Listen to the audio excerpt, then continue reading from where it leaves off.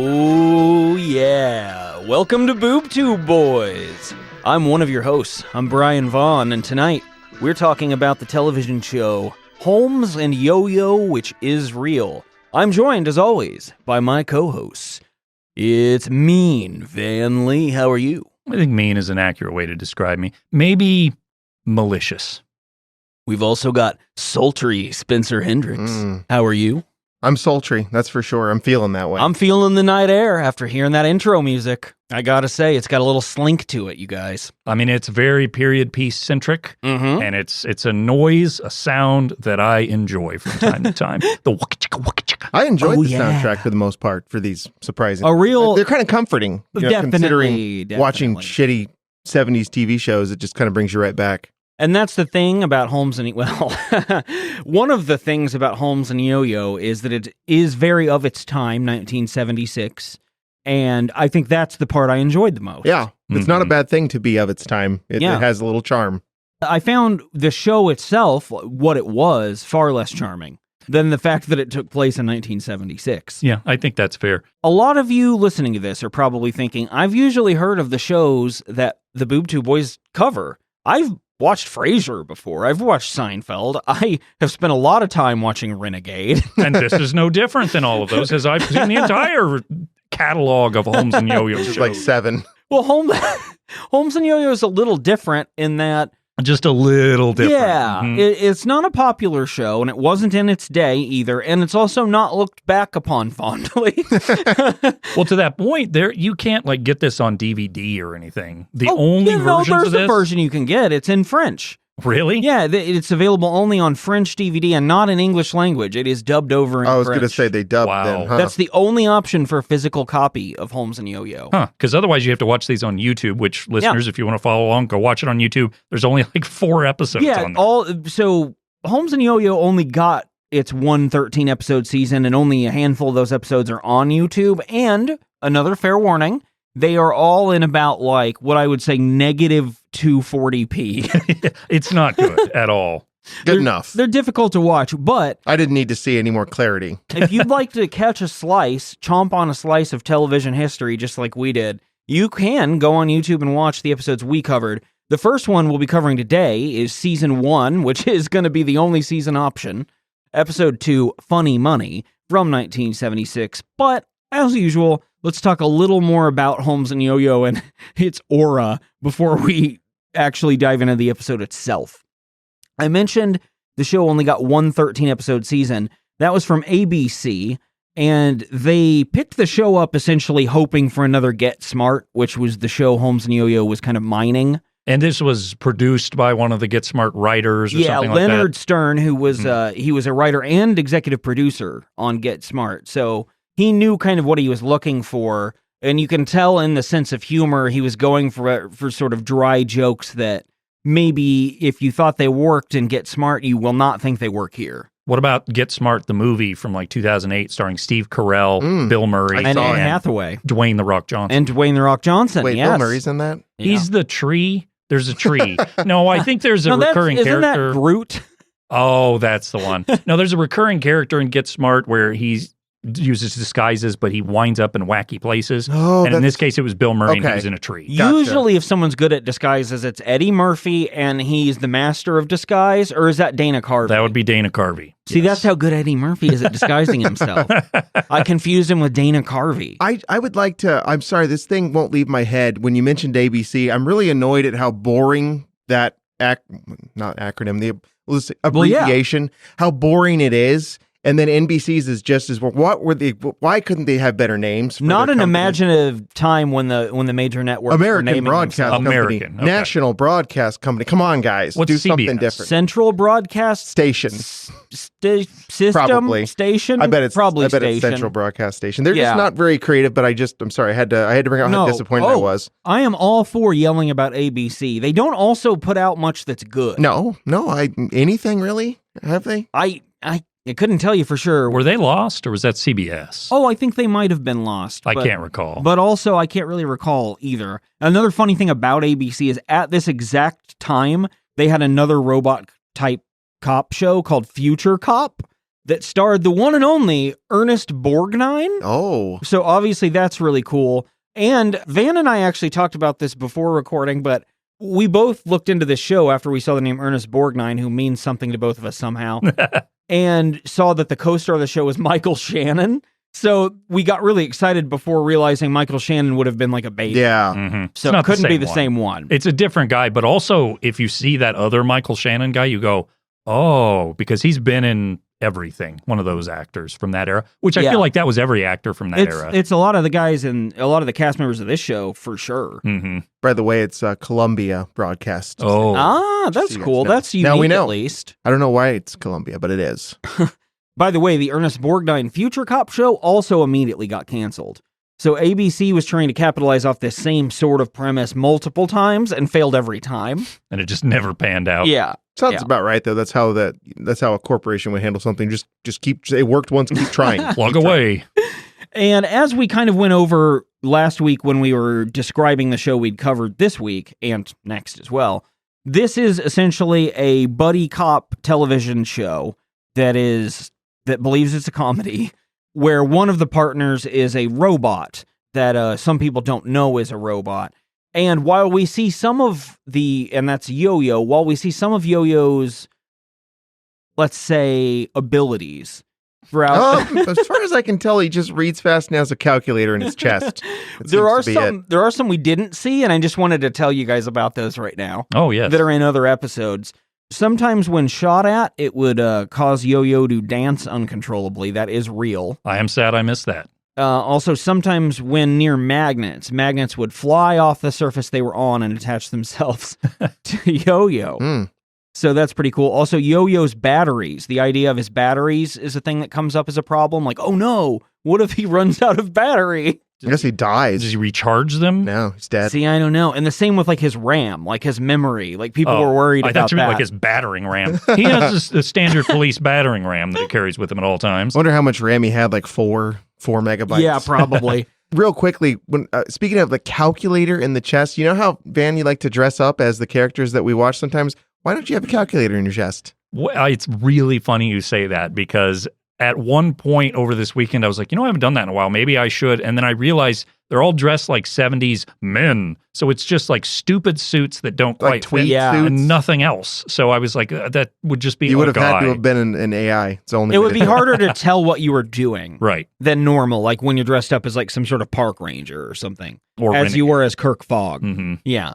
When talking about the legacy of Holmes and Yo-Yo, a phrase that's really hard to say out loud, it doesn't really have one. No one really knows it exists. The YouTube videos we watched had no more than like a couple thousand all-time views.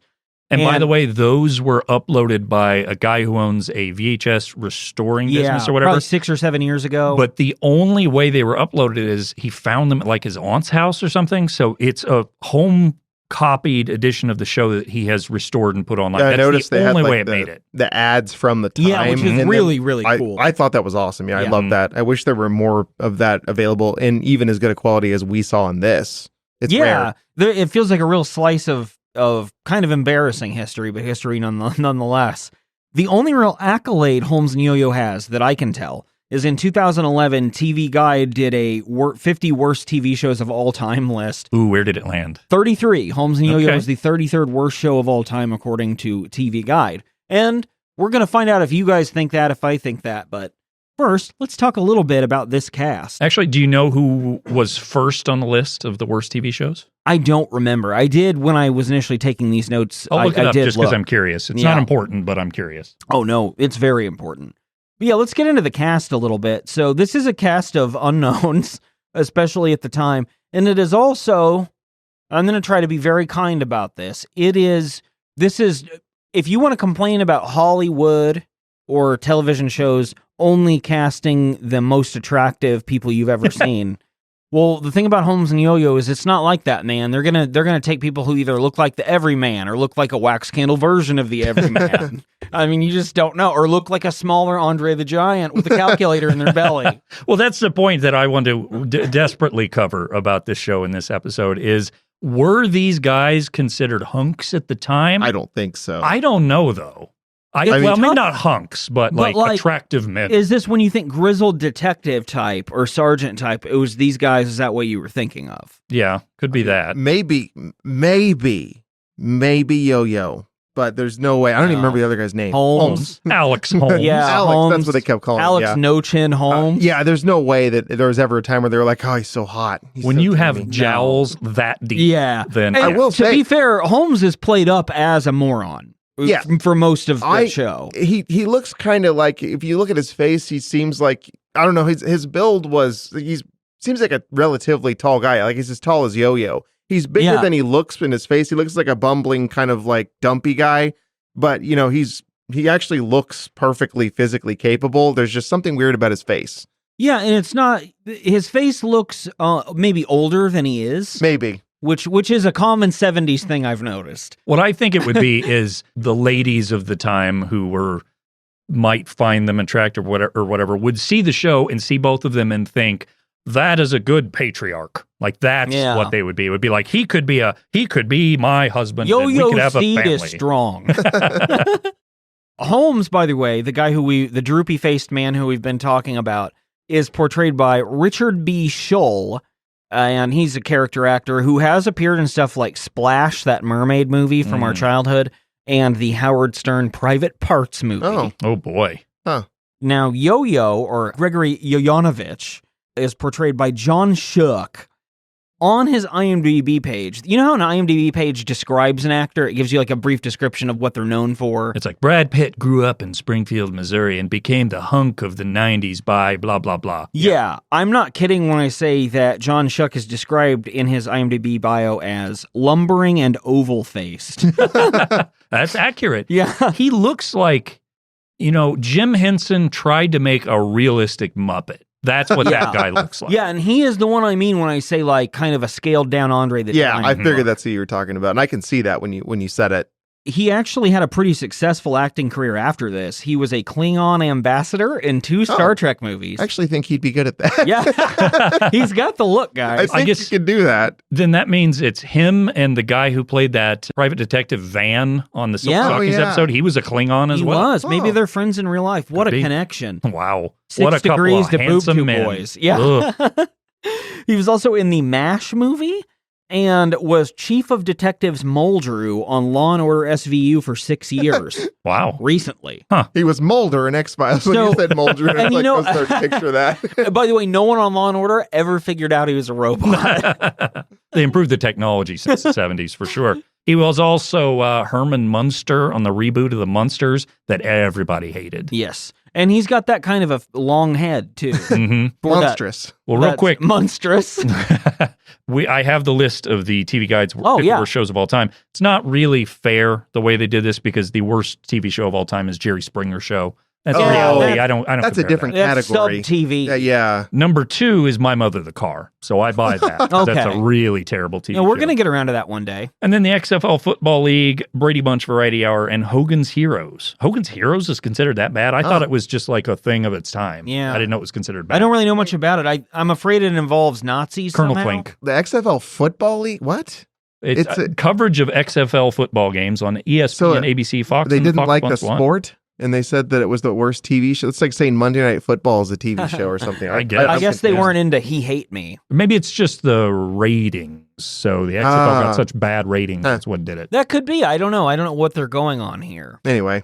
There are a couple of other cast members, though they're not quite as prominent as the title characters, Holmes and Yo-Yo. We have Bruce Kirby as Captain Harry Sedford. He's another character actor. He was in the first Muppet movie, Crash, The Sopranos, The West Wing. Wow. He's made little pop-up appearances everywhere. What a career. Yeah. Andrea Howard was Maxine Moon, and her last acting credit actually came in 1987. She was on The Love Boat and Knight Rider with a K. Oh, with David Hasselhoff. She was also in some of those 80s nudity movies, such as The Nude Bomb. Bomb as an explosion or balm? Bomb. Or bomb. As in, yo, Holmes and Yoyo's the bomb. Oh, okay. .com. And also, Also, Pink Motel, yeah. Ooh. And Chief Buchanan is played by the man with one of the cooler names I've ever encountered, Ben Hammer. Yep. And he's got a type. He's a police chief in this show. He was a judge in the movie Sleepers. He's always like a authority figure in whatever he's in. Series of judges on Law and Order, so it's possible he also has worked alongside Yo-Yo in other projects. And he also was Young Dar's father in Beastmaster. Wow. That's right. Awesome. So Ben Hammer's had quite the varied career. And without further ado, I think we should talk about the second episode ever of this show, Funny Money. Yes. I'll do a little synopsis before we describe it. After Holmes unwittingly tries to pass a counterfeit $20 bill, Idiot. officials throughout the police department discover their wallets are filled with bogus bucks. You know how they in the intro they show how Holmes figures out Yo-Yo's a robot. Is that in the first episode, or is that just like the general thing they're trying to say? They go over more of it, but the intro is really supposed to give us a lot of that up top even in the first episode. So for the benefit of our audience, Van, let's let them hear maybe the best intro in television history.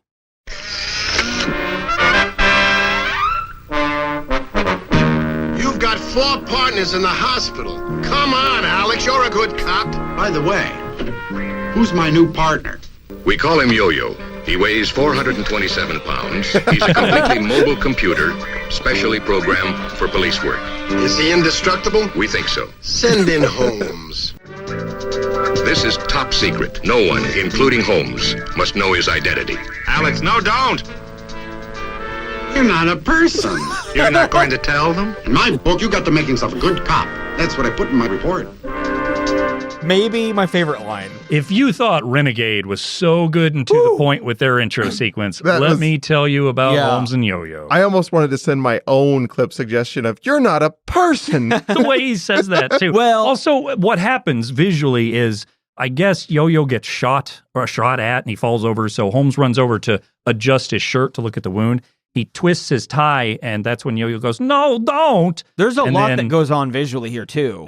But it's like a little compartment in his stomach, chest area that just kind of opens a little, and clearly his first instinct is goes, "Oh, you're not a person. You have a thing on your shirt." I mean, that's kind of, in the next episode we talk about, that's a big issue as well. Almost gets him caught. That damn chest calculator is going to be the death of Yo-Yo. It's like his hard drive or something.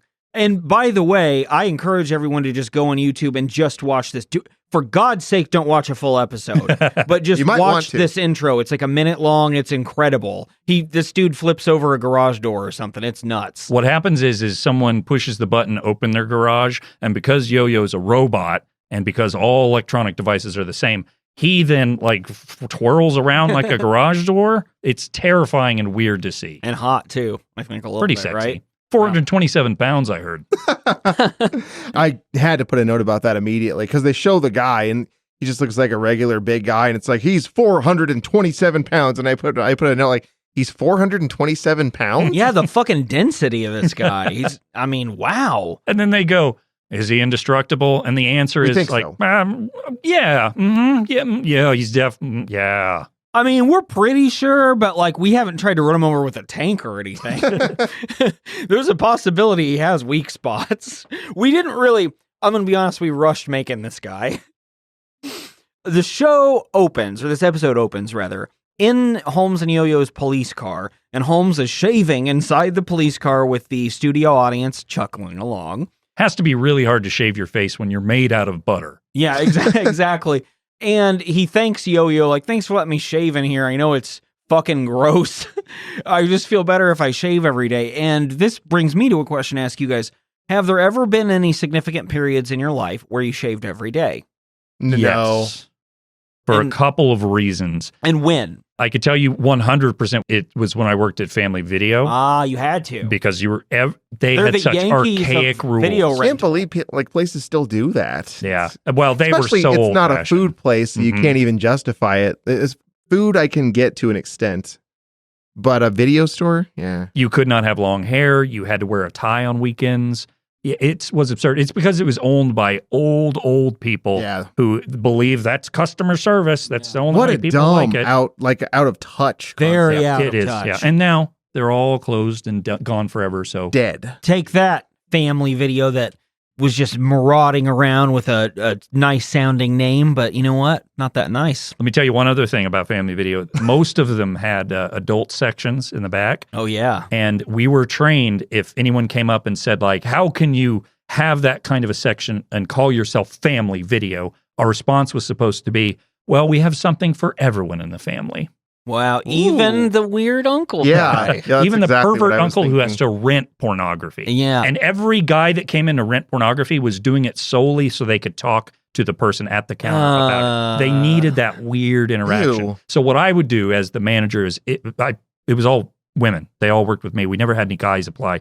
So I would push everyone out of the way. And I'm not saying I'm a big macho hero, but that's what those guys wanted. So I wanted to ruin that. Well, and for I them. mean, just even being around that and having someone be subjected to that, that's terrible.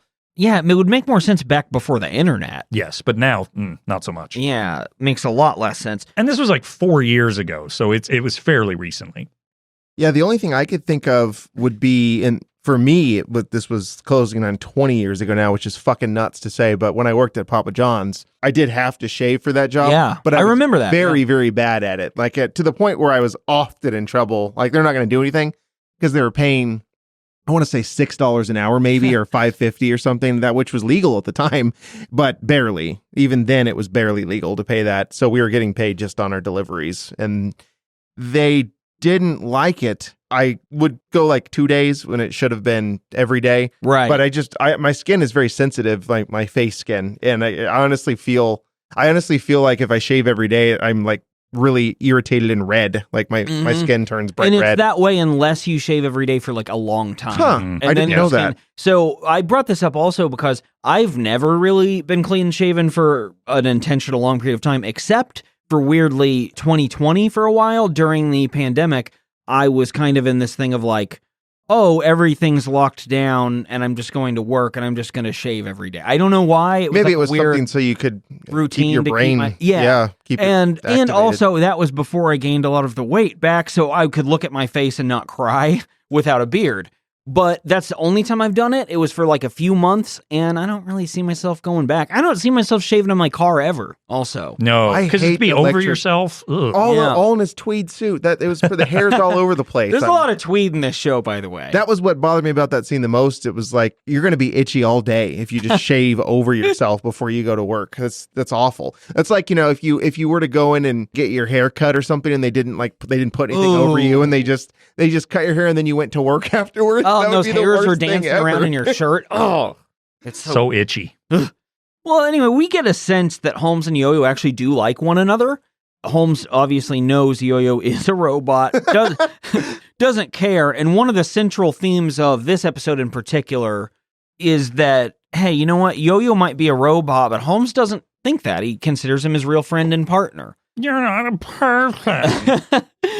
And we see that here as Yoyo's nice. He's like, Holmes, hey, I know you haven't eaten yet. Let's stop at this diner. You can get a donut and coffee in essentially some sort of dirty ghost town that the police office is in. Because this city, wherever this is, just looks terrible. Mm-hmm. And I don't know if this is a product of the show being low budget or that it's just hot garbage. Yeah. But the vehicle they're driving is just an old I boat love of it. a car. And I don't know if that's just what police cars were then, but we'll also see other movies and stuff where police cars are black and white, like they always have been to my knowledge. So I don't know if that's a show decision or if they're, as we find out, not the best of cops. So maybe they're just like associate cops or something. I don't know. They're not good at being policemen, no. But they stop. Holmes and Yoyo stop at a little diner.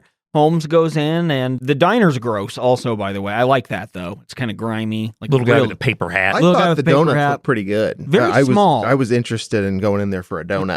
They were, but I mean, they did look good. They were just a little smaller than a modern donut, because in the 70s, we didn't all weigh 400 pounds like I do. Or 427 like Yo-Yo. Yes, exactly. Holmes goes in and asks for a diet donut. I didn't laugh. No one Really? I started slapping my knee, just rolling around on the ground, just real gut bust. Yeah, well, this prompts the employee to ask, what? And right here, you get the central premise of Holmes and Yoyo's idea of a joke, which is to say a thing and have that thing repeated. And the studio audience, for their part, eats this up. They really do enjoy it. I really have to say that I would have been way more into the sounds, the audio version of this, if we had removed that laugh track, which is always the case. Yeah. But here, it really was jarring with the 70s soundtrack, which was pretty standard for the time. And it just doesn't fit with a laugh track. No. Sometimes it would get suspenseful, but they would be laughing too over some little joke that one of them made. And it just didn't feel right at all. Well, there are some weird moments on the soundtrack like that too. They just don't fit. But so Holmes's order, his donut and coffee, comes to 31 cents. Do what I hope you're about to do. Come on. I didn't do it this time. Oh, you're the one who's always like, I have to figure out the exchange rate. I did. You did? Yes. Not for 31 cents. Oh. I did because of the counterfeit situation. Oh, okay. So I'll get into that when we start talking about the money. Yeah, well, Good he pays for this 31-cent tab with a $20 bill, which is annoying enough at the time. That's probably paying with $100 now.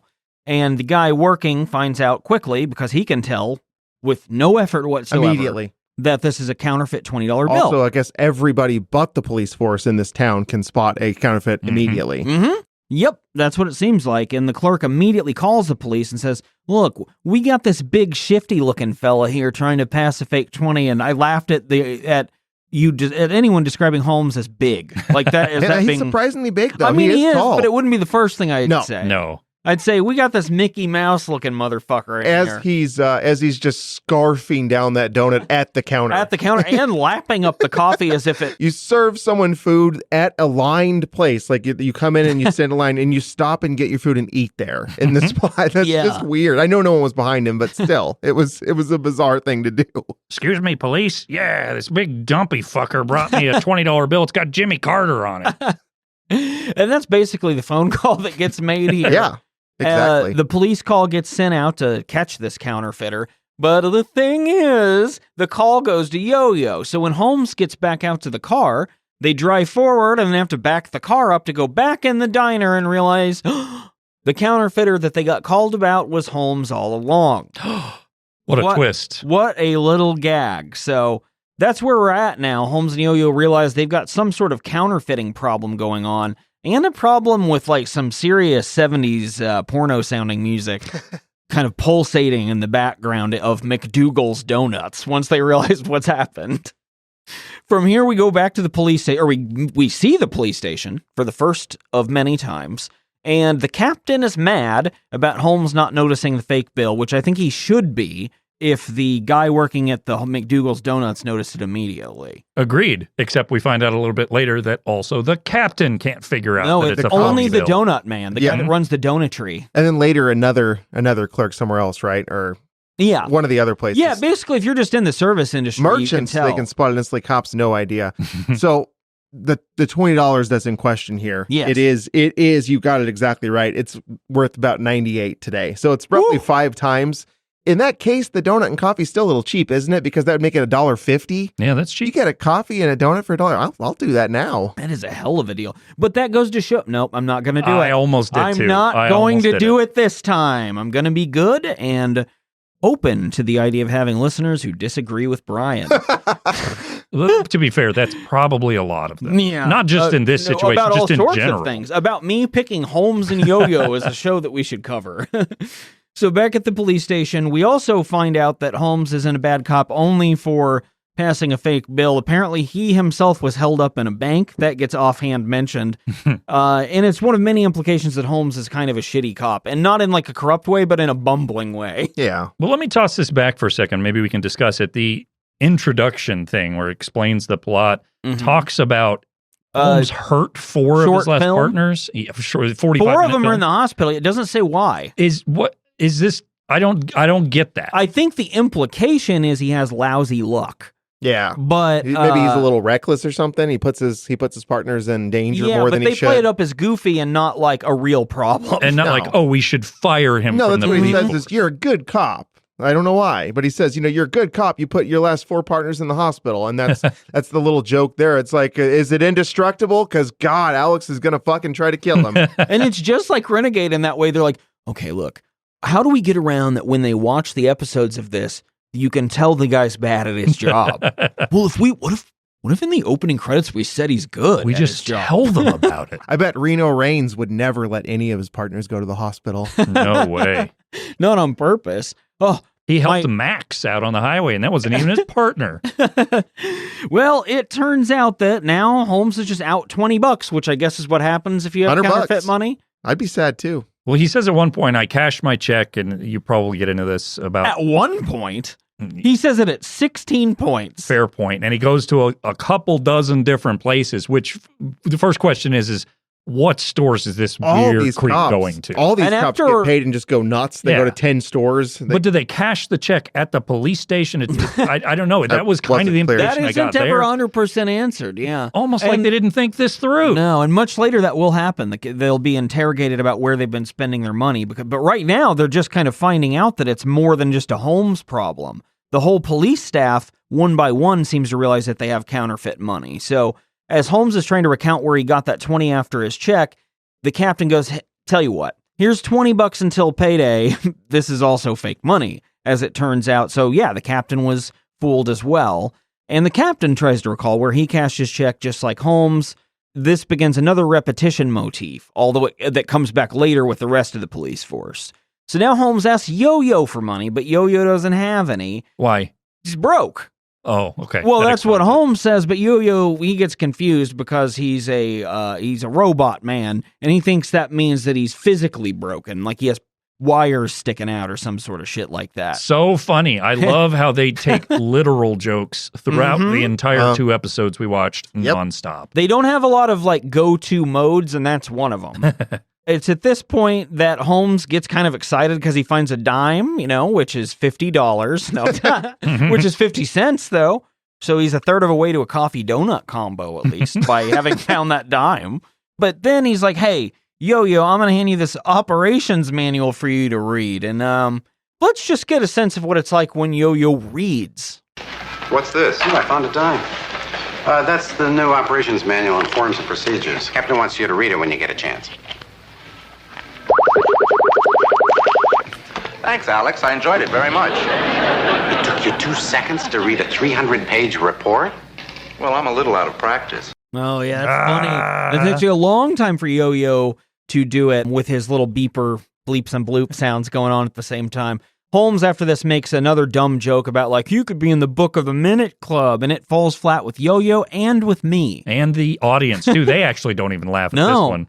No, not even them. Do you guys remember in the 90s, maybe it bled into the 2000s, there was a big push on like infomercials for the thing where you could read fast. Vaguely. And people would use their fingers to go whoosh. There were all these other reading techniques. There's a guy like a spokesman for maybe not that specific product or company or whatever, but he came on like a show, like an infomercial for it or something. Like it was almost like he was a guest on a talk show or something, and he was demonstrating that method. So they gave him a book he'd supposedly never seen before or whatever, and he picks it up. He does that with his fingers across almost like he's feeling for Braille. That's almost how they read it, is a lot of finger action. And then he gave a quick synopsis of the book, something like, it's very sad. The boy's mother dies, and he was going into the plot or whatever, but apparently it's a real thing at some point. It's very sad. What you do is you go read the Goodreads synopsis and you memorize that. Can't be real. I mean, there's no way you can process that much information. I mean, I'm sure you can skim, but yeah, you're not gonna get out of reading a novel what you should get out of reading a novel if you're spending the time to do that, which is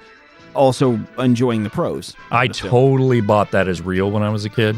I was like, I was 10 or 8 or whatever. Well, I'm like, this would be so cool if I learned to do this for school, because then I wouldn't have to read my books. Helpful. Yeah, not real. Can't be real.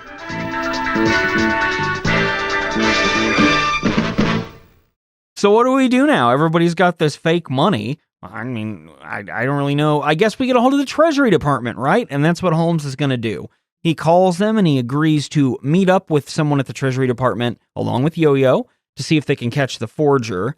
And now we meet another one of our characters we mentioned in the intro, which is Max, or Maxine, her full name, a woman who sits near them. And Van, do you want to tell us about her police uniform? I have questions about this because it's from the waist up, it's like police uniform. And business then it's up top. It's a skirt down below? Did Party they down below. force women in the police Of course. force to wear skirts back then? I think wouldn't be it could be, surprised.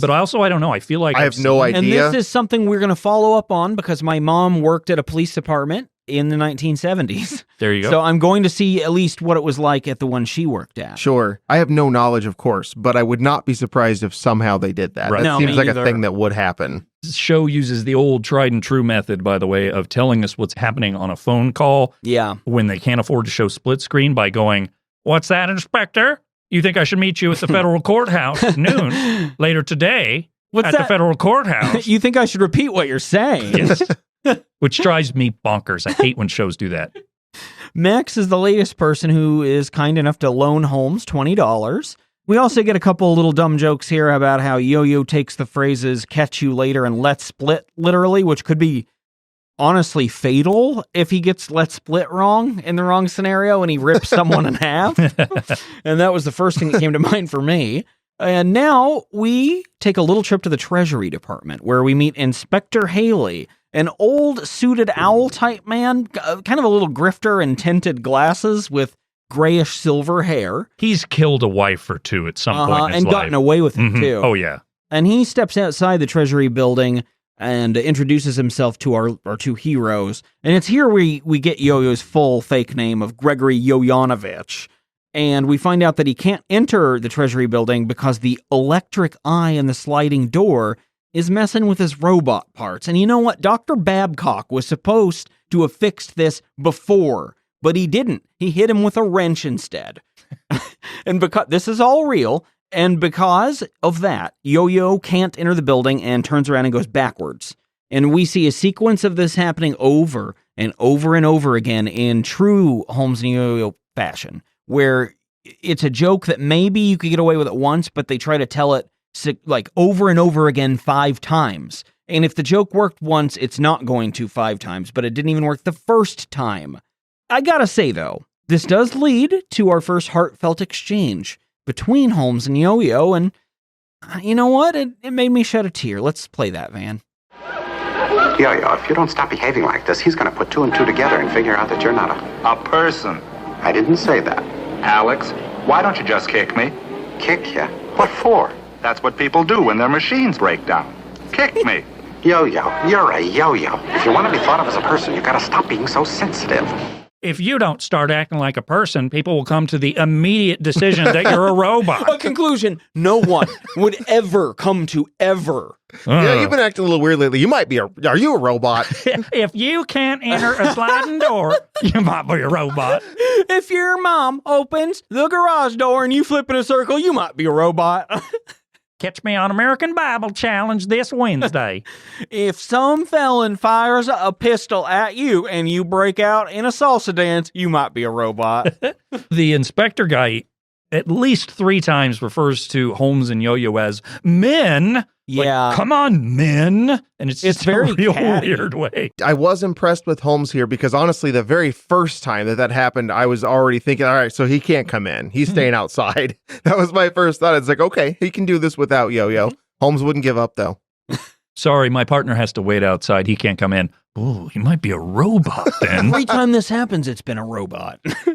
Eventually, they figure out Yo-Yo can do a mixture walk, like half backwards, half forwards to get in. And they get to Inspector Haley's office, where again, Yo-Yo kind of gives himself away by reading a book on forgery in 2 seconds.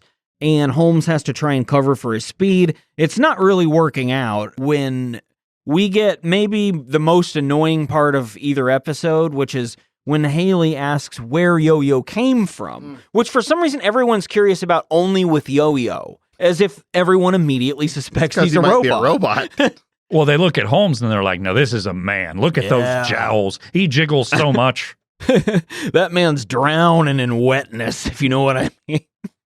I mean, he's damp. This is a damp man. I think damp is a good way to describe Holmes, honestly. If you shook hands with Holmes, you would not be pleased with what you drew back. You would immediately wipe your hand on your pant leg. So, yeah, Haley asks... They call him old sponge hand. Squeeze that right out of there. Haley asks where Yo-Yo came from, and we find out that's the 23rd Precinct. What division, you ask? the Bunko Squad, and for the next 45 minutes, all the characters take turns saying Bunko Squad. The Bunko Squad. Yeah. And then they started to do it again later on. Yes. Which The Bunko was awful. Squad. And I don't know why this could ever be a joke. This has to be, we need to fill 30 seconds or something. The Bunko Squad. Exactly, Van. Thank you. Do you guys know what the Bunko Squad is? I don't. No, but I looked it up. I think you know about the game Bunko. I was going to bring that up as well. Well, Yeah. first off, the Bunko Squad, I looked it up, is the slang name for the division of the police department that deals with forgery. As in, Oh. that's bunk. It's not real. Oh. It's also a game my mom would play with other women once a month until they eventually kicked her out and would let her come back. That's definitely true. I remember that. Mhm. I don't know what the game was, but I knew that it took place once a month, and it was the biggest deal in her life. There were bowls She was with into it. dice and lots of tables. Yeah, don't they still and- have those parties? Oh yeah, now? oh yeah. But my mom played it a lot, and she tried to explain it to me a few times. I just know there's bowls and dice, and people get eliminated, and it's supposed to be a potluck. Yeah, and they eat would, a bunch of food. Mhm. That part sounds really cool. Yeah. and like I would love to go play a game with a bunch You guys of want people, to start a but I don't know. Bunko night? Yeah, Sounds awesome. Let's I start got playing the- Bunko. Let's call it the Bunko Squad. The too. Bunko Oh, Squad. yeah. The Bunko Squad? The Bunko Squad. I got the leftovers from one before, which is good enough. That's really all. That's the part I would be there for anyway. When I was a kid, my favorite part was there was a woman who worked for Hershey in the Okay. local area, whatever. So my mom I would like where bring you're home going with this. bags of full-size candy bars. So I always had candy bars at home. And now as an adult, I look back on it, I can tell you exactly what happened, which is this woman brought a bunch of candy for everyone to take, and my mom just took the bag, full the bags home with her. Hell yeah. Yeah, that's the way to do it. That's usually frowned upon. The Bunko Squad. The Bunko Squad. And the point of this whole scene, by the way, is not only just to mention the Bunko Squad, but to illustrate a character that we're supposed to be looking out for, and that's Carl Schillerman, known as the Dutchman, a master forger. And Haley says these guys can find this guy at his place of work, and then his Peerless Plastic Products 3P. So that's where we're headed next. Holmes and Yoyo need to investigate this lead. I think the Dutchman is misleading because I believe they refer to him as German immigrant Carl Schillerman, Yeah. a.k.a. the Dutchman. Yeah, and he just seems like a random American dude. I don't know. The Dutchman doesn't seem all that appropriate. He's those wooden shoes. That must be what caused it. Oh, and he loves windmills. I There get you it go. now. That's all I know about the Dutch. More than I knew. Over at Peerless Plastic Products, Yo-Yo's mesmerized by the very concept of plastic. He looks at everything they're making. He just, you can't get enough of this shit. That's right, boys. With plastic, anything is possible. 3M is leading the future with innovation. Plastics in your home, making your life much easier. So in their pursuit of finding Peerless Plastic's owner, so they can ask about Carl Schillerman, who probably goes by Carl and not the Dutchman at work, right? I mean, I don't know. If I were referred to as the Dutchman, I would tell everyone that. Yeah, exactly. I'm the Dutchman. They're trying to find the owner, and in this process, Holmes knocks on a woman's face like a door. And she is, for some reason, pretty much fine with it, if Not a little bit fazed. cold. Just a little irritated, not much. I would have been a little more angry about it, I think. She directs them to the company's owner, whose name is Mr. Peerless, which is a cool fucking name. And maybe it should be a wrestler name. Yeah. Mr. Do a lot Peerless. with that, to be honest. Yeah. And just before this, by the way, it's in the foreground of the scene. There's like a water fountain in the middle of the room. It's very weird.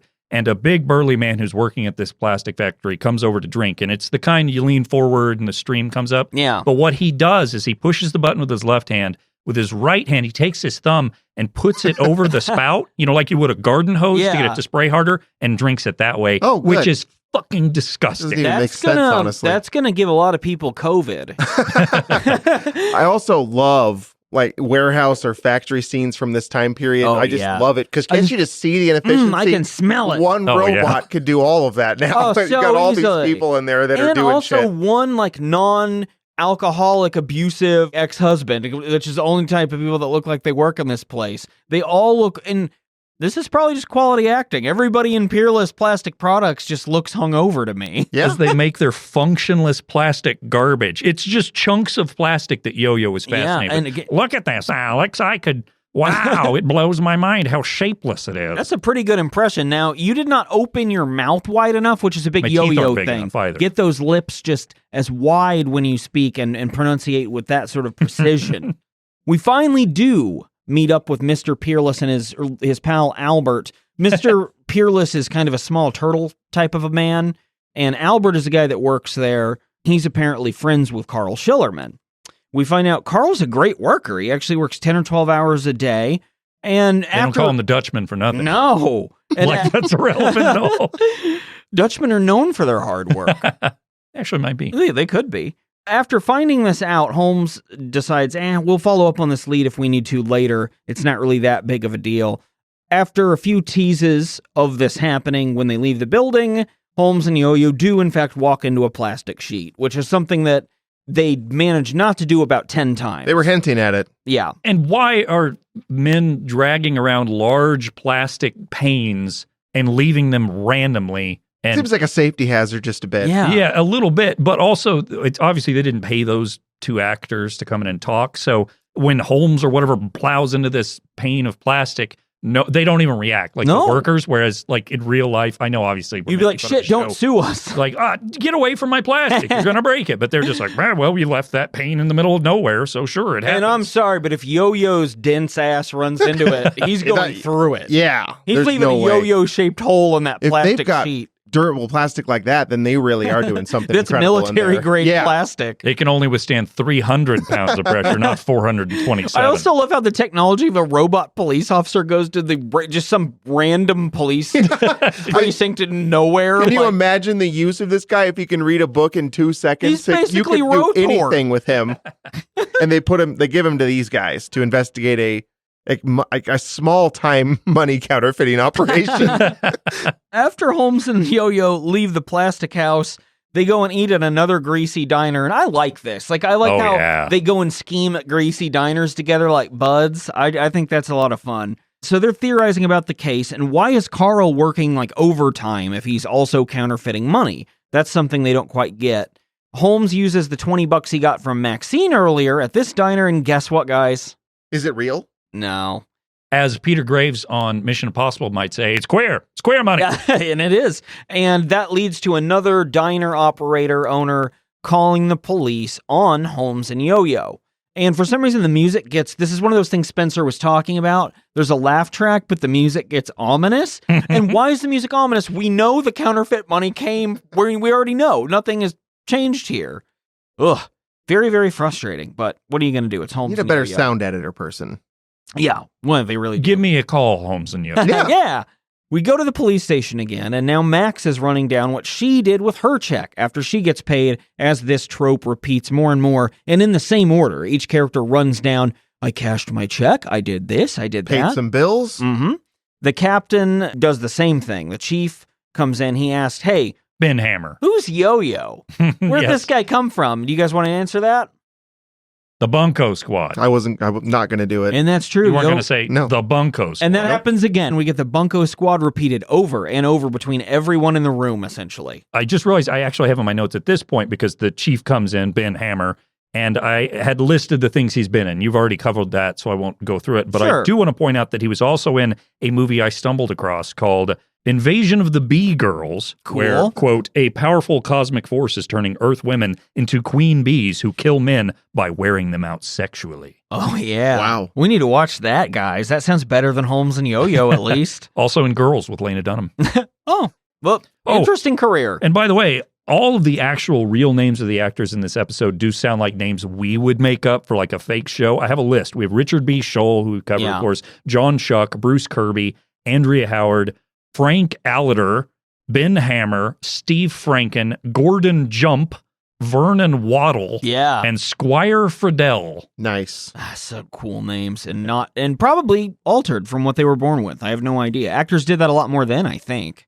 Who would do such a thing? That is so stupid. I know. Changing your name. I learned no one on this podcast, that's for sure. Spencer. Are we talking about Rock Hudson again? Yeah, we are. Uh-huh.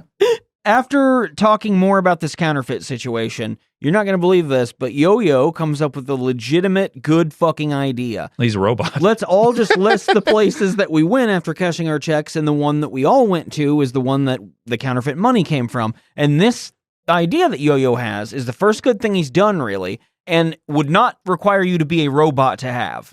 It's just like a pretty standard idea of like, let's do a little deduction here. So let's talk about this. Where have the employees of this police station been? They've been to the supermarket. They've been to the holiday cleaners. They've been to Pierre's beauty shop, which is not just for women, despite what is asserted in this scene. And then finally, they've been to McPhee's Electronics, and that is it. Did they get to any that they hadn't all been to, or at least were going to go to soon? It seems like everything they mentioned was like, yeah, I did that too. It was a business that they all frequented. But apparently, upon getting paid, every single employee at the police station needed to buy a stereo system. Well, I do think because they go there, and the stereo guy who we'll talk about in a bit, the guy working there, he clearly knows all of them. Yeah. Is this like a recurring place on the show? So. The they radio must just store? have The radio little man. hunts that they all hang out at, all the cops hang out at. You know that old trope of, it's my stereo guy. We get to see McPhee's Electronics next, and we see a really dark, dank building with a lot of old 70s electronics. I love these stores. It's so cool. The stores and the settings are stuff just great. shoved into corners. McPhee, I assume, Jerry McPhee is this guy's name, the owner Nanny. of the owner of this store, and he's tinkering Yes, with this is Emma Thompson in this scene. He's tinkering with a radio signal, and he can't get this radio to work. As Yo-Yo and Holmes enter the room, they start asking Jerry, hey, did you have any fake 20s? Like, what's the deal with this? Because we were all here on the same day at your store, and we all got fake money after buying something from you. The thing is, Jerry is wildly distracted by this radio project. He needs to replace a tube in it. He refuses to stop and answer He questions will not with cooperate the police. with police. He does not give a shit. Good for him, now that I think about it. Yeah, he's fucking resisting, man. Like Jerry power. McPhee. Nanny. The radio signal, though, one problem with Yo-Yo being near it is that he becomes racist. The implication of this, because he starts speaking in Japanese, is that this little squirrely khaki pant man is listening to Japanese radio. Yeah. Right? I think that is the implication. I didn't yeah. get it at all. Because then Yo-Yo intercepts the signal, Yeah. and that's why he's speaking in it. And after the first bout of this, Jerry goes to get one of those tubes that he needs to replace.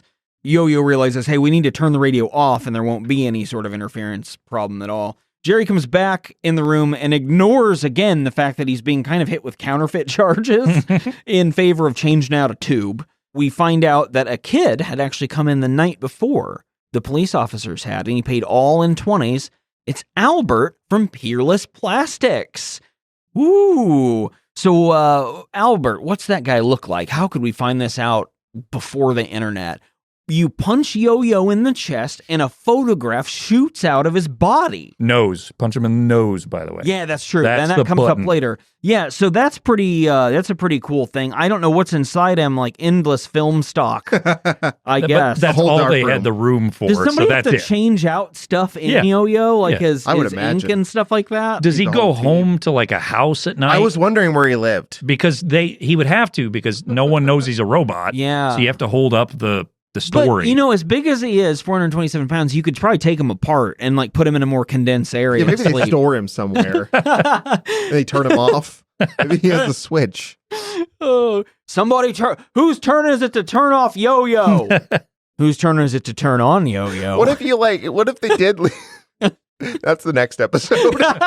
What if they did leave him in like a storage place at the police station and someone accidentally found him in the turned off state? Like they knew who he was, but they're like, oh my God, he's dead. They've killed Yo-Yo. The Bunko Squad. After seeing this photo of Albert that has emerged from inside of Yo-Yo, It's true. He was out of color, by the way, so it's black and white. Yo-Yo points out that Albert is not going to go into McPhee's Electronics and give his real purchase information if he's the guy knowingly passing counterfeit money. And he works with the Dutchman. The Dutchman's a known counterfeiter. Everything points to the Dutchman except for the fact that the Dutchman's still holding down a real job, which is so funny that this is such a roadblock to them, as if that wouldn't actually be a very good diversion. Mm-hmm. When Yo-Yo and Holmes are discussing this, they're standing outside of the radio store 3 inches from one another, like crammed into one another's face. You can't tell me those jowls didn't slap at any point. Oh, yeah, and jiggle. You know there was a slap and jiggle.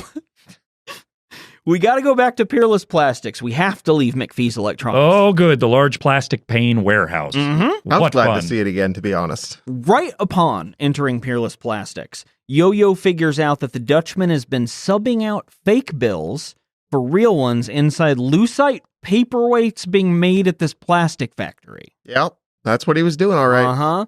It's a genius plan. Is it? Yeah, we're told that it is, but the only thing left to learn, if that's the plan, is how is Albert getting fake bills? He doesn't seem like a mastermind. He seems instead like a guy who looks, to me, a lot like a young George W. Bush. I could see that. Okay. He's got those beady little eyes, but he's got kind of a cute little charm to him, but he's a scumbag. Weaselly, but also wide-faced somehow. Mm-hmm. Yeah.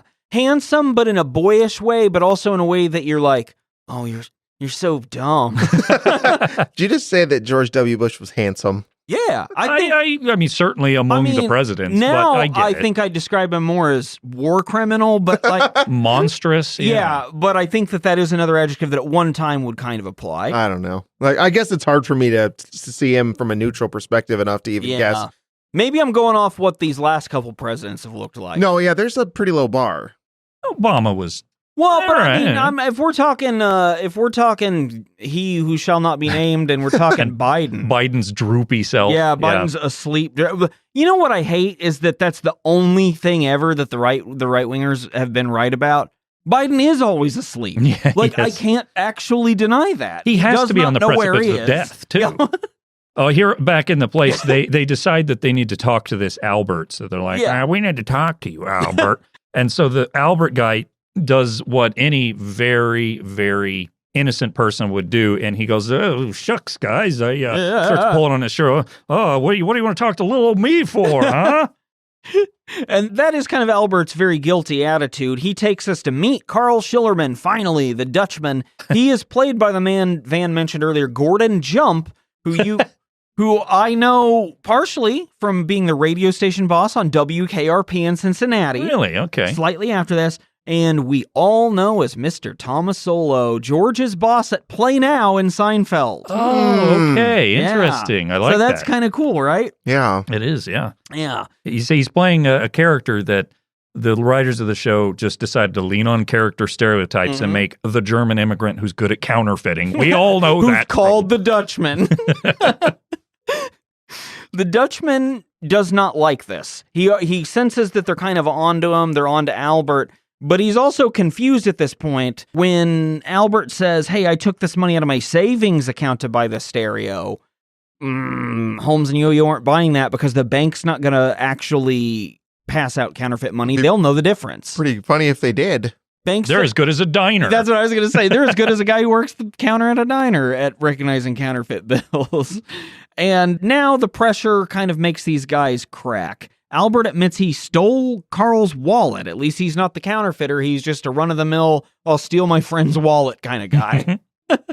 And Carl then says, fuck, I'm caught, cries out before shoving a very lightweight cart in front of a 400-pound robot to make his escape. At this point, when I said that the Bunko Squad part was my least favorite part of all of this? It's not. The chase scene? Yeah. It's not a good chase scene. 4 minutes, too. We get to a chase scene inside the warehouse of all of these four characters doing a Scooby-Doo impersonation. I was thinking like Three Stooges. Yeah, it's very silly. A lot of chasing in circles and lines when they could easily just grab one another. There's just a horrid, like, whoa sound that gets thrown in kind of... Ooh. Yeah, over the soundtrack at every turn. This goes on for what feels like hours. It just does not stop. Although it does lead to a pretty cool moment where Albert tries to punch Yo-Yo in the face, but then photos pop out from his body everywhere because that's his button. That's his photograph button. I put that in a less easily touched spot, personally. Yeah, and I think when they make Yo-Yo 2 that they will probably do that. But for now, you got to do what you got to do. Other dynamite action moments in this chase include Albert trying to headbutt Yo-Yo's belly button and Carl and Holmes punching each other's hands at the same time. Happens. This culminates, though, in Carl grabbing a fucking gun and changing the tone of the show quite a bit. And holding up our heroes with the gun. Yo-Yo warns him, matter of fact, like, it won't matter. I am a robot. And that gives Carl enough time to think Yo-Yo's insane. And then Holmes decks the absolute fuck out of Carl to the point where he's unconscious. What a left hook that was. Yeah. I love how Carl is so impressed by Yo-Yo. It's like, you're just going to be wasted boys. Man, this guy's a badass. This big robot's pretty cool. Yo-Yo's standing up to Carl here, even in the face of Carl having a gun, once again gives us another little lovey-dovey moment between our two leads. Yo-Yo, you could have been killed. Thank you, Alex. I apologize. What for? I can be scrapped, I can be short-circuited, I can be dented, but only a person can be killed. You really do think of me as a person, don't you, Alex? Yeah. Aww. Yeah. Aww. Hey, look at it this way, though. My first instinct was like, okay, this is the message they're trying to put out, that Yo-Yo's a person, because he's a whatever, blah, blah, blah. That's better, at least, than the Dr. Quinn message from Birdman, where they're like, it's not about mental health. It's about the Wright brothers. Yeah, exactly. They kind of just skirt over the fact that Birdman is a real tragic figure.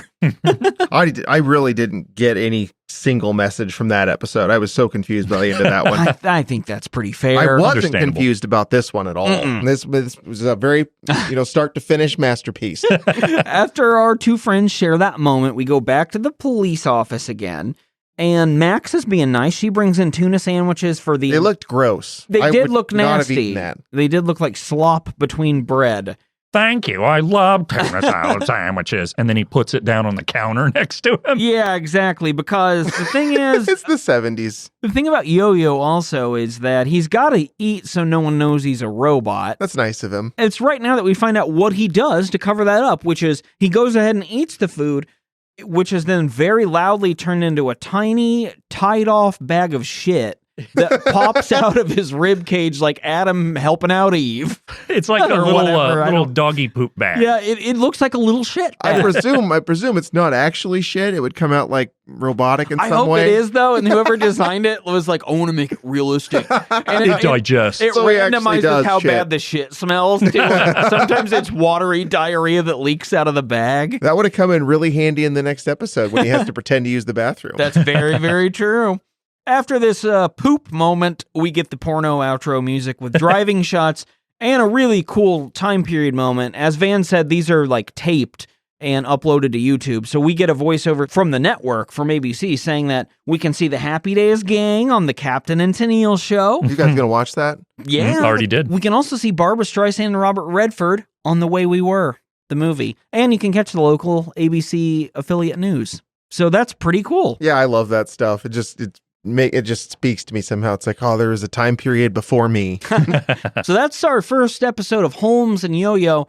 What are the early returns for you guys on watching this? I was expecting worse. The way that you set it up, I thought it was going to be like you could barely even watch it. Like I realized they didn't have much of a budget, but at least it was competently filmed and the acting was not atrocious. So I thought worse. No, those elements of it were competent for the time. I think that I'll just go here, even though I usually go last if I'm hosting, but for my preliminary thoughts, which are the big thing that strikes me about this show is that it is very annoying. Oh, yes. I find it very grating for whatever the reason, and that's my key takeaway. What about you, Van? Well, I wonder, too, if that was, A, the intent, or B, a thing that happened in that time. You know how, like, The Office kind of brought about the concept of, like, cringe comedy? Yeah. And like, light cringe comedy. So maybe Holmes and Yo-Yo was part of a rush of shows back then that was like, we're just going to annoy our viewers. And maybe they'll find it funny. I kind of think they were going a little bit. They do a little bit of like, this is Three Stooges type comedy and a little bit of the Get Smart dry humor.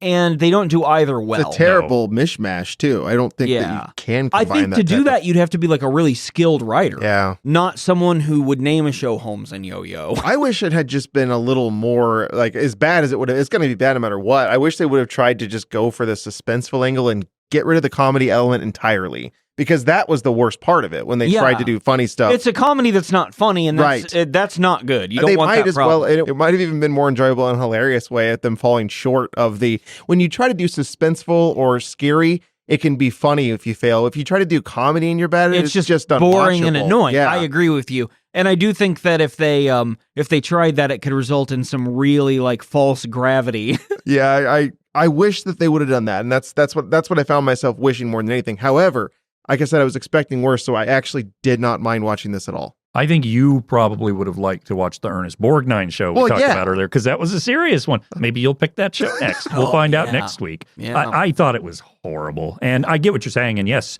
I watched it and didn't at any point go like, I just really want this to be over. Which has happened in some of the other ones we've done. Yeah, 100%. So I will give it credit for that all the way. I agree with you guys on that. I agree. We're going to not talk about Holmes and Yoyo anymore for this episode. We're going to instead say that Van should actually change the subject. Or talk more about Holmes and Yoyo. God damn it. No, I have a segment that has recurred recently that I brought back, and it's YouTube comments. Yes, I was hoping someone did that. I almost did, so I'm really glad that you did. Well, here's the thing. I mentioned one of them to you earlier. You did, and because I read them. But you checked out the episode YouTube comments, of which there weren't many. No, just a couple on each. Someone shared the intro, just the 30-second, I did see that partners. Yeah. That had a lot more views and a lot more comments, and I have a lot of them so here. They I didn't want to see the other 24 minutes of this. Yeah. See, I was thinking you were going to say, see, now you were on the YouTube videos. You did not check the subreddit, Holmes and Yoyo, which has 500,000 members. And is very active to God, this day. I wish. Well, we have a lot of these, so I'll just dive right into it. The first one comes from Olaf Iverson, who says, I appreciate very much... The real Dutchman. I appreciate very much these episodes. Thank you for sharing. Okay, fine. Okay. Except there are comments to that. The first comment is from Roderick Stevens, the guy who uploaded the videos, who said, it is my pleasure to share a bit of fun and laughter in these difficult times we will face. Missed the mark on that one. When was that comment made? About a year ago. Oh. Okay, so it was definitely a difficult time. That would have been interesting if it was like 10 years ago. Yeah. It's like, what are you talking about? These historically difficult times of 2011. Never before has the human race it's really easy to laugh stood in the about face that of now. such tragedy. The most forgettable year ever, probably. I don't know, one of them. Well, next up, we have Waffle Zombies 1964 showing up. Cool. Who says, should of, by the way, should of is the thing I hate the most. Big pet peeve from everybody in the room, I think. It's not a good thing. Don't do that. You shouldn't have done that. Should have. Anyway, should of gave the show one more chance. Isn't bad. I would dump that Ford Pinto they drive. Wow. That's going to make a big difference in the show quality. Thanks for the upload. I missed this show back in the day. I was 12 years old at the time. Old as shit now. So then we get a comment from Denise Guis, who says, that's a Maverick, not a Pinto, idiot. Yeah, dipshit. To which Waffle Zombies 1964 responds with, same thing, both ugly. To think to use it as a police car, ha! To which then they also said, it would be like using a K car as a police car. Ha! Hilarious. These guys are as funny as Holmes and Yoyo. Did anyone say Bunko Squad as a response to that? Not as a response to that, but they do later. The next comment comes from Michael George, two first names. I really thought you were going to say Michael Jordan. Michael Jordan's a big fan of He loves Holmes and it. Yoyo. Ever since I retired from being the greatest basketball player of all time, I've gotten really into Holmes and Yoyo. It's part of my identity now. He says, I'm 64 years old and I don't remember this show, to which the first response, I'm sorry, the actual poster is known as Rod's Film Master. Oh, yeah. Yeah, I noticed that. Who said, the series began airing in 1976 to spring of 1977, to which the next response is, wow, I completely remember this show. God bless ABC's open-mindedness for bringing this to the airways. Before this is no longer a comment, but before this, people wouldn't have a robot police show, but they broke down the robot cop buddy. Yeah, I'm not sure I'm seeing the open-mindedness there, but okay. It's so funny, too, because this is a show specifically known for someone trying to cash grab from shows that already did various elements of what it's trying to do. Open-mindedness makes it sound like, through today's lens, it almost makes it sound like some form of inclusivity, like, thank God we're finally putting robot Americans on television. Like, it sounds like they really believe that we weren't giving robots their fair shake in 1976 before Holmes and Yoyo. Yeah, I'm not sure what's meant by that at all. All right, the next comment is by DSC, Dollar Shave Club. I don't know if that's accurate, but surely DSC. not, but I hope so, because there was shaving in this episode. Mm-hmm. I remember watching this show as a kid when I was 8. It looks pretty dreadful now, But all the kids I knew then thought it was a pretty damn good show. Wow. Cool. So it was hot with the kids. I can see why. Again, all these teen actors in this show. Little kids love melty, giant-faced men. You could put this on Disney channels for like older dads. Just picture all these 70s kids at their chocolate milk party lunches that they're having, talking about Holmes's latest adventure. Did you see when Yo-Yo got punched in the nose and Did you know he weighs 427 pounds? Did you know he shits into a little bag that pops out the side of his body?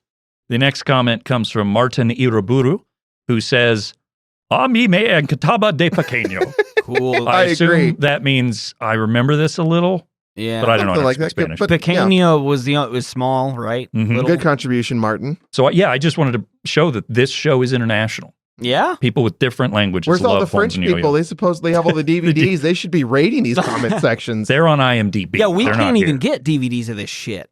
French stole it as usual. I don't even know what that means politically. So next up, we have Mary Pat Matthias, who 5 years ago made the comment, "I remember this show. It was ahead of its time. Probably How? where they got the idea for Data on Star Trek." Oh, No, bet I don't think so. I don't know a whole lot about Star Trek. Maybe Johnny I don't know anything. Radical can tell us about it, but I think he was an probably android could. or something. Yeah, I think so, but I don't think that anything that anyone likes took anything from No. us. Gene Roddenberry There's was no one that was responsible. like, I was mostly inspired by Holmes and Yo-Yo when I thought of that. Originally called Spock and Yo-Yo. Okay, next up, Coventry Gardens 9 years ago said, "Yo-Yo and RoboCop and the $6 Million Man were similar, but there were key differences. Yo-Yo was a robot that was designed to seem very much like a human so that observers thought that he was a human. RoboCop was a human and he That acquired people have robotic heard of. parts that gave him great powers, and it changed his appearance. The $6 Million Man was a human who acquired robotic parts that gave him great powers without changing his appearance." Yeah, They well, know about this shit, couple, man. I do too, and a couple things I'd like to point out, some holes kind of in this is one thing. RoboCop's also different because it's good, and then aside from that, the fucking $6 Million Man is the worst thing I've ever. Okay, it has a character named Steve Austin in it, and the guy doesn't once drink any beer. That's not accurate then. He doesn't give any stone cold stunners to anybody. He doesn't ever yell hell yeah. He doesn't have a goatee. that doesn't Stupid. fit the Steve Austin He lore at all. never wears a black leather vest with no shirt underneath and jorts. Never says 316. Huh? No. To my so knowledge. to me, $6 Million Man, also a failure. Well, next up, Quad 5 says, "I remember Holmes called Yo-Yo a fumble butt when he goofed up something. Cool. File that under useless." Wow. Oh, man. Thank you, Quad 5. We Yes. appreciate it. Coventry Gardens makes another appearance here. And they say, and then by the way, they're the one that described the RoboCop, all that stuff. Oh, Yeah. yeah. And it gets Deep thinker. confusing because the story makes it seem that Yo-Yo acquired human emotions. Many stories have robots that acquire human emotions, but that's fantasy. What a none of- robot expert. None of my personal robots have developed emotions. What is the anarchist mask? The guy who bombed Parliament and many years ago. Yeah. you know what I'm talking about. Guy Fawkes. Oh. Yeah. That's Coventry Gardens' picture. So they love the anarchy. So that they're super cool, is what you're saying. Mm-hmm. Okay, two more here. The next one is by Danny7618. I'm going to guess that's not the year they were born, like a lot of Doesn't people do. seem to be possible. Could be our friend Danny Bird. Yeah. By the way, Confederate flag for the picture. Couldn't be our Not friend going to be Danny Danny No, Bird. doesn't work anymore. Danny7618 says, and Hollywood is still putting out shit worse than this. Actually, recycled shit or comic books. Nothing original in Hollywood. Everyone's brain is drained from the internet. It just shows you the studios only care in the bottom dollar, and that's why they keep rebooting comic book characters. Figuring a new take on Spider-Man or Batman will make the studios at least $500 million after initial investment. I mean, come on. Holmes and Yo-Yo is such an original concept. The comic book point is fair. That's fair. Nothing else was really all that easy to follow there. And for the sake of context, in terms of the vitriol being spewed in this particular diatribe, this is in the comments section of a Holmes and Yo-Yo YouTube video. Yes. I like the idea though that everyone's brain was fine, and the Yeah. internet, over the last 20 years or so, it's gone. The simple-minded audience internet has today taken can't it from handle us. Holmes and Yo-Yo. Its message is it's sparking a revolution, man. Okay, one more comment, and this is my favorite of all of them. Comes from Esteban Rincon 8 years ago. 8 years ago. That is relevant. Keep that in mind. He says, I have the pilot for this with commercials, if anyone's interested. And again, I'm interested. This was just the trailer, the intro segment that this video was commented on. So the next person responding is Laura Carruthers, who says, yes, to which Esteban Rincon says, my email is, and then he puts his email address in the comment. What do you think I did once I read that someone put their email address on the internet? You emailed them. I emailed them. Yes. Okay. Is this real? Did you actually do this? I have pictures of the email. Okay. On January 25th, 2022, it is now January 29th, so just a few days ago, at 6:45 p.m., I sent to his email address the subject line, Holmes, H-O-M-E-S, and Yoyo, all lowercase. And I said, you got Holmes and Yoyo or not? Tuesday, January 2022 p.m. at 7:03 p.m., 18 minutes after I sent my email, I received a response. 8 years after he posted this comment. 8 years later. He's been waiting. He says, I have the Holmes and Yoyo pilot with commercials. Yes. So I was dumbfounded that he responded. I didn't expect that's incredible. I mean, is he sending it or not? Well, I sent another email. I said, grand. Would you be willing to do a trade? I have several episodes of Bones handy and could spare Renegade Season 2, Episode 12, Hard Rider as well. Cordially, your friend, Van. He has not responded. He's not going to. He's probably like, what does this person think is going on here? I like that he did. He actually did deign to reply to the first one that was like, yeah, I do have it.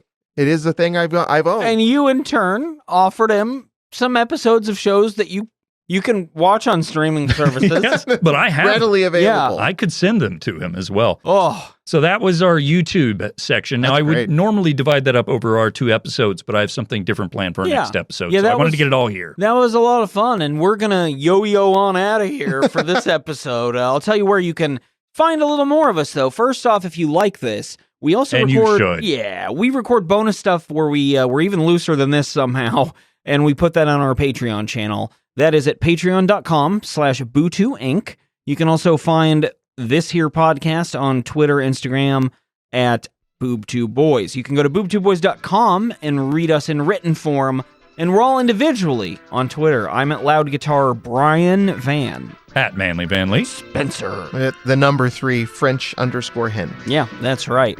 For now, God bless. Yo-yo forever.